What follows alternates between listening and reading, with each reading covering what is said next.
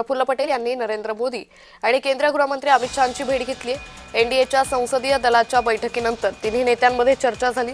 सुनेत्रा पवार यांच्या शपथविधीबाबत चर्चा झाली अशी सूत्रांची माहिती आहे।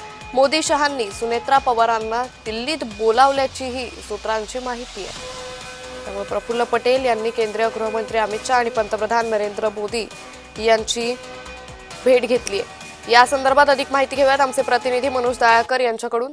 मनोज, प्रफुल्ल पटेल यांनी पंतप्रधान आणि गृहमंत्र्यांची भेट घेतली, काय अधिक तपशील? बरोबर अंकिता, आपण तर राष्ट्रवादी अजित पवार गटाचे नेते प्रफुल्ल पटेल यांनी पंतप्रधान नरेंद्र मोदी आणि केंद्रीय गृहमंत्री अमित शहा यांची भेट घेतलेली आहे। आपण बघितलं तर केंद्रामध्ये संसदीय अधिवेशन सुरू आहे आणि अधिवेशनामध्ये बैठकी झालेली होती एनडीएची आणि या बैठकीनंतर प्रफुल्ल पटेल यांनी पंतप्रधान नरेंद्र मोदी आणि अमित शहा यांची भेट घेतली आणि या भेटीमध्ये आपण सुनेत्रा पवार यांच्या शपथविधीबाबत या बैठकीमध्ये चर्चा झाल्याची माहिती समोर येत आहे।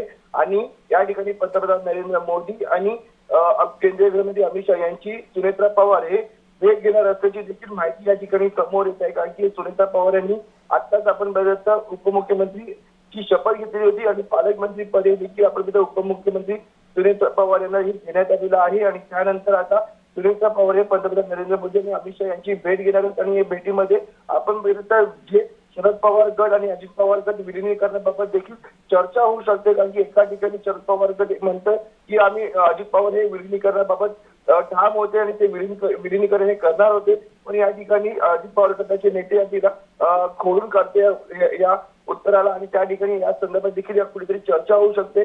पण या ठिकाणी महत्वाचं म्हणजे आता या प्रकारे उपमुख्यमंत्री पदाची शपथ घेतल्यानंतर सुनेत्रा पवार हे पहिल्यांदाच आता पंतप्रधान नरेंद्र मोदी आणि अमित शहाची भेट घेणार आहेत। निश्चित या संदर्भातले अपडेट आम्ही घेत राहू। तुर्तास धन्यवाद आपण दिलेल्या सविस्तर माहितीसाठी।